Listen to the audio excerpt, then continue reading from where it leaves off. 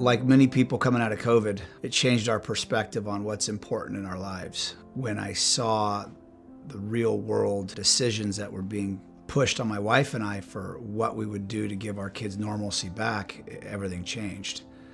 And we were prepared to move states. It was really somber because when we had moved away for 3 years to Oregon, when I took a coaching job, we said we'd never leave Reading again. Sunday, we decided, hey, let's go to the school walkout and let's just see what's gonna happen there. So we went to the school walkout on the 17th.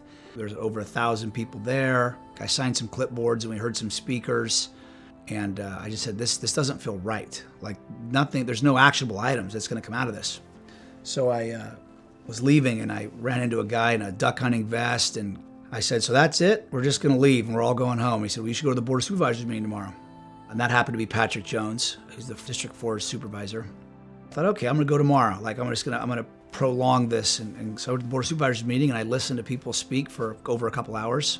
And they had a resolution come up and it was about joining San Joaquin County. They decided to write a big letter to the state and said, you know, we're not gonna play by your rules anymore. And then the Board of Supervisors decided they weren't gonna sign a resolution and join San Joaquin County. And it puzzled me because I couldn't understand how a community like ours, who I'd seen rally during the car fire and other things, that we were a community that wasn't going to band together with somebody else and try and make things better. And it perplexed me, so I put my name in to go up and speak. And I was up there talking to Supervisor Clemente.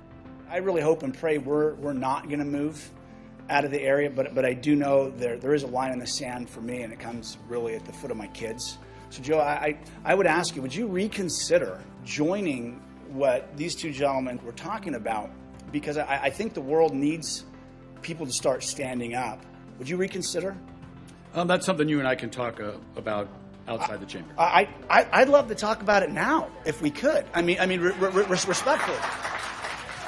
And I didn't like his answer. It just stuck with me. I just felt like a comment he made that he said that he's an extension of the state and works for the government. And that was like that frying pan to the face moment you'd see in a cartoon, where I was like, wait a minute, that's not true. You're beholden to the people and the state and federal constitution. So within 3 weeks, I decided to run, and on October 3rd, I think it was, I announced at the Board of Supervisors meeting that I was gonna run against Joe. That's how I got into politics. It wasn't something that I'd ever planned to do. When I spoke at that supervisors meeting, I thought, okay, there's something I can do. In this next election, I'll be running for District 1 Supervisor. There was a lot of people that rallied around me early that gave me a lot of confidence because of who they were. And I didn't know any of these people. Almost all the people that were key in my campaign I did not know 13 months ago. The very first person I decided to run that I really reached out to, as I remember, was Justin Matheson, and he works with Axiom Strategies. And I grew up with him. He was a year ahead of me in high school and in junior high, so I've known him for years. And then meeting Nadine, we go to the same church, and she reached out to me, wanted to have coffee. And again, this is what's crazy, is Nadine is somewhat of a political icon in this area because she's been doing and so much stuff. I mean, she was key in Senator Dawley's campaign when he ran for assembly. I'm always looking to see who's running for what and what they believe in, and I like to support good candidates. And I like the way Kevin thinks. He thinks about building teams and coalitions, and I think we've all seen that it doesn't matter how much money you throw at things. If you don't have everybody working together on it, the solution will not be found. And so that's what I like about Kevin, is he can bring together diverse teams to work on issues. And then I had a gentleman named Nigel Skeet, who's been a friend, and I had no idea that our paths were going to cross for this. And then Bruce Anderson, he wound up being basically my entire sign team in the general. I had Marty Stainbrook and Dale Ball. Another key introduction for sure outside of family was a lady named Carolyn Gomes. She oversaw the canvassing of the neighborhood walkers. I first came to know Kevin. I heard him at an event that I was at, and as I was listening to him, I felt like God was just highlighting him. I felt like the whole room was black, literally, and he had a spotlight on him. And she came up to me and kind of grilled me, asked me some questions. Right away after he answered my questions, I said, I want to help you win your campaign. Like, first words out of my mouth. Nobody's worked harder than she has. She was just an inspiration. And whenever you got a little bit discouraged, you just look at Caroline and go, wow, that's what grassroots look like. She knocked on more doors than everybody else in the entire organization, almost myself included combined. I mean, she knocked on thousands of doors. In politics, in order for somebody to vote for you, it really is about getting to know people. So there's ways to do that. You can get to know people with media, you can get to know people with radio, but the best way to get to know people, it's called the shoe leather campaigning, getting out there and walking those doors and meeting those people. And that's what Kevin did.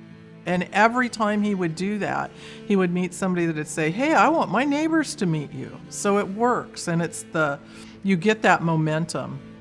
Whenever we were out with people or walking, you heard the same story over and over. You know, I can't drive on my street. I don't feel safe. My business isn't safe. We have to do something about the simple things. And that's what Kevin concentrated on. I knocked on a lot of doors prior to the primary. I felt really good. And I was told by so many people, you're running against an incumbent on the council, you're running against a former mayor. So you need to have very low expectations. But every door I knocked, there were so many impactful moments at doors in the primary where I thought, man, I think I can win this outright. We didn't win the primary, but we didn't lose it in the sense of, we were going to go into the runoff. And just the big punch in the face, like, wow. As the night wore on, it was like, is this election over? Am I going to be beat? I never thought that he was going to lose in the primary at all. I didn't realize that name recognition really does go far in a political realm. I had a public official reach out to me and encourage me to concede the election and save face and just bow out. And I've never been a quitter. I'm a fighter. I don't think anybody thought Kevin had a shot in the primary. His opponent definitely didn't, because she had a victory party, which is unheard of in the political. You have a watch party, but you don't ever have a victory party. There was a social media video leaked about the party. I used that video as motivation all the time. So when the summer months were hot, in August and September, and it was grueling, and I didn't want to be there on a Saturday, and I was out walking neighborhoods and I didn't want to really do it, I would pull that video out and I would watch my opponent giving a victory speech in June in the primary. And I'm thankful that video made its way onto my phone. I watched it, and I watched it a lot. It was motivation to say, this is what I can't allow to govern in Shasta County. It's hard to lose or not be where you think you should have been, but he never let that bother him. He would just kind of shake it off and move forward, and that's how you win. From that primary, we realized that other people were telling Kevin's story. Kevin is this, Kevin is that. And we would be like, yeah, that's not who he is. I never lost sight of who and why I was doing it. That people needed a voice, a person they could get a hold of, and a person that was readily available and willing to fight for them. He's somebody that, spends time working with the unhoused as much as he wants to enforce the laws. My goal was to get people to actually be able to meet him, to hear him speak, so they could ask him questions like I did. What it did, giving me time from the primary to the general, it gave a lot of people an opportunity to get to know me. Just like Ken Riley and his wife. They voted for my opponent, and a lot of their friends voted for my opponent. But they never knew me. They never got a chance to meet me. What I respect about Kevin is that he tells me the truth. We don't need another career politician. We need someone that's willing to fight the fight. And I believe Kevin is that person. He's going to take care of the hard issues. He's going to take care of the unglamorous issues, the roads, funding more space for the jail, pushing back against the state regs, dealing with things that don't really gain him anything, but help the everyday average citizen. That's the guy I want. I know the meeting with Ken was really impactful because he was the first official voter I flipped. And knowing that, okay, so that's one less for her, one more for me. Oh, and his wife, okay, now it's two more. And then I said, hey, what do we got to do to have you tell some, well, I'm going to tell some friends, give me a couple signs. And I said, okay. And Well, he gave me 4 signs. Then before I left, it was 8 signs. So he took 8 signs, and then he got more signs from me. That was a huge turning point because I thought, okay, I can do this. I can actually reach people that didn't vote for me, and that was huge for me. That was a really big shift. Kevin also is very accessible. You can get Kevin on the phone, or you can leave him a message and he'll call you back. That's unusual nowadays. I don't believe there's ever been a candidate that's been that accessible ever. I gave my cell phone number out throughout the entire election, and that actually was very key because there's a lot of people that actually reached out to me. I'm in an interview. Here, hold on. I got the interviewers. I got my boom mic up here. Oh my God. Yeah, this is not going to look good on camera. Look like Jabba the Hutt. Oh, dude, this is like I do look like Forrest Gump. When people saw that we had that momentum, people started coming in. Like Brendan Ballard made some great commercials that we were able to put up on Facebook, which we hadn't been able to do. So really fortunate to have really great video production. In the primary, I had Benji Thompson and Jeremy Edwardson do a lot of video stuff, and Brandon and his team that came late. That was critical. So election day, November 8th, that was crazy. Much like in the primary, I started it with a haircut because it was on a Tuesday, and it just happened to be, and it felt like a Groundhog's Day. And the first drop came out. And what I'll tell you is we said, okay, we know the first drop is going to be all mail-in ballots. So we're going to be behind. We know that. As long as we're 2 to 3 points within distance, 2 to 3 points, we're going to be totally fine. But then when we said if we're 5 or 6 points down, it's going to be really tough to come back from that. So the drop came out and it was like, Out of the gate, he was down like 8 points. So that was kind of a letdown. But it wasn't this big gut kick. When you feel called to do something, and some people will call it the Holy Spirit, some people will call it intuition. For me, like it was the former for me. Like I believed like I was supposed to run this race. So I just told my wife, I said, well, we ran the race the best we could. And I know it could be up to an hour before they do another drop. Then more returns started coming in and he started creeping up, and we were cautiously optimistic, but it was grueling. And I got a text and it said, you're only down 32 votes, exclamation point. I thought, what? Within 45 minutes, the next vote came in. I was up 193 votes. So I went from 8 points down to 3 points up, so an 11-point swing. I knew during the second drop that I was like, okay, our hard work has paid off. And I actually felt from that point on that he was definitely going to win. So I felt great. So fast forward to Friday, and I was figuring my lead was going to increase because that's what trends do. I had talked to Mike Mangus, and the thought was after the drop on Friday, I was going to go straight to the station and give a statement. So I'm on the phone with Mike, and we're talking. It's Friday, and then I hear someone in the background at the station say, he's down 27 votes. He goes, yeah, you're down. He goes, let's hold off. Don't come to the station. I'm like, well, yeah. So I hung up, looked online, and sure enough, I went from 193 votes up to down 27. And then, of course, all of the talk about election integrity started coming, and there were people whose ballots got kicked out because their signature didn't match. 2 of my friends, one who was very upset, said, my signature hasn't changed since I was in high school, but yet it got kicked out. So in order to have your ballot counted, you had to sign an affidavit that it was you that voted.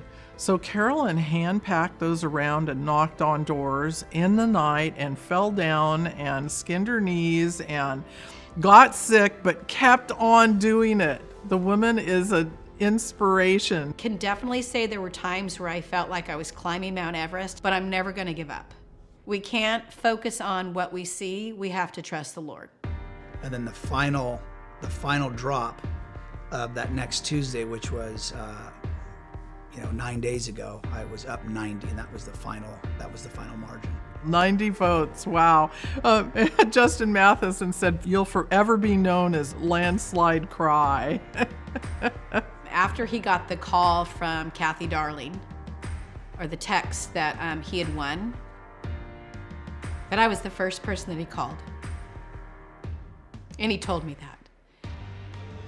I felt very grateful for that. I did. I didn't expect it, but I felt very grateful for it. Carolyn was one that absolutely gave everything. You know, she's become my adoptive older sister. I never had a sister. It's humbling. It's humbling to have somebody care so much. There was a lot of old money and powerful money that came at this, but we never gave up and Kevin never gave up. And so that was the key. We just did not stop fighting, even though we knew it was uphill all the way.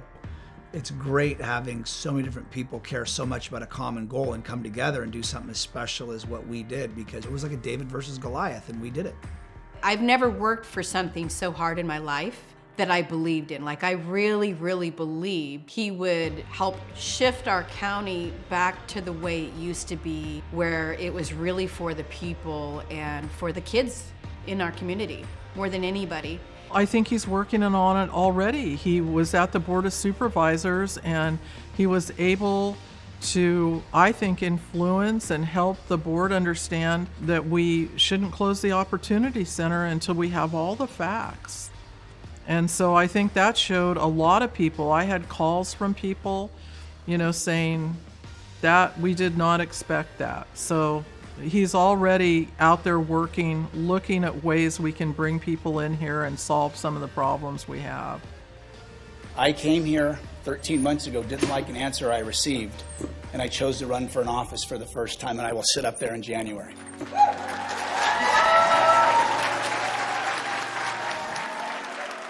I'm super thankful for everybody that voted for me, that volunteered on my campaign, that donated, that prayed without ceasing, that anytime they heard something that was untrue, called people out, whether it be on social media or just at a coffee shop, that stood by me even when it seemed like the likelihood of us winning was low. My gratitude can never be put into words for what you've meant to me, and I promise I'll make you really, really proud as your District 1 supervisor.